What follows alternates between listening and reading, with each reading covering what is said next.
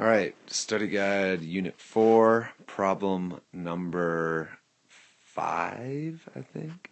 We want to graph the derivative of this function given the graph of the function. So I want to graph f prime of this, and in order to do that, first what I'm going to go do is I'm going to identify some important pieces. So if you'll notice, I drew the axes for my derivative function directly underneath.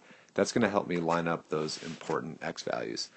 So the important x values that I'm talking about are, for example, right there, because at that function, if we look at our graph, we know that the derivative of that function is going to be equal to 0, because the tangent line at a max or min is always a horizontal line like that, because our function is changing from, in this case, increasing to decreasing.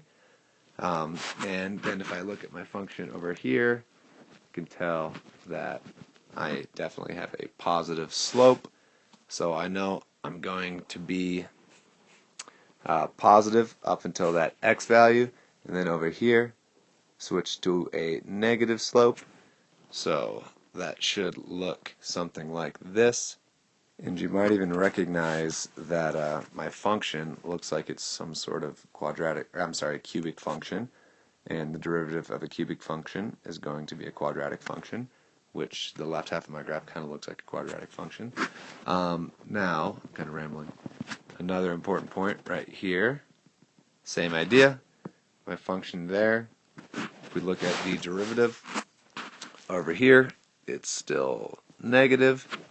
At that x value right there, it's going to be completely horizontal, which means the derivative is 0.